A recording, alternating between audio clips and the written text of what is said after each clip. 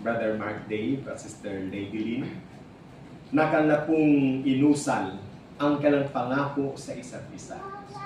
Una't higit sa lahat, Panginoon, kayo ang nakarinig. At ito po ay kanilang pong binigkas, hindi lamang sa harapan ng mga saksi na naririto, hindi lamang sa harapan ng kanilang mga mahal sa buhay, kundi una't higit sa lahat sa inyo pong harapan.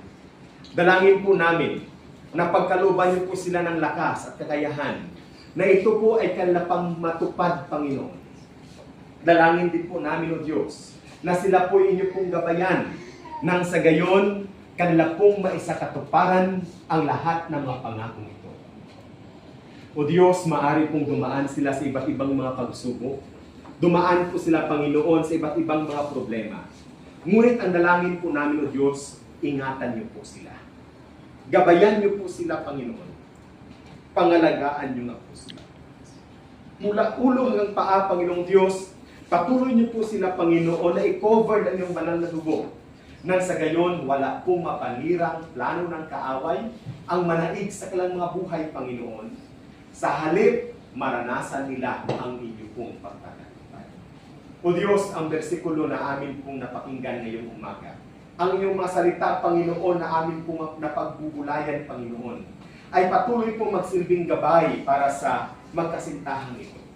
Nang sa gayon, sa kanilang mga buhay, kayo ang maluwalhati, kayo ang mapapurihan. We just lift you up, Panginoong Diyos, sa kanilang buhay at sa kanilang relasyon. Kayo din po ang mag-ingat sa kanilang pamilyang buuin. Pagpalain niyo po ang kanilang mga buhay. Pagpalain niyo po ang kanilang mga ikinabubuhay, Panginoon. Pagpalain niyo po ang lahat ng kanilang mga tinatangkilik. Kayo po, O Diyos, ang siyang patuloy pong mangalaga sa kanila. Purihin ka, maging sa mga supling na iyo pong ipagkakaloob. Patuloy po ng mga malalakas, matalino, at may kakayahan ang mga supling pong ipagkakaloob sa magkasintahan ito. Nang sa gayon, masasabi po nila, totoo na ang aming mga anak ay kaloob galing sa inyo. Purihin ka sa lahat-lahat. Sa pangalan ni Jesus. Amen. Atin po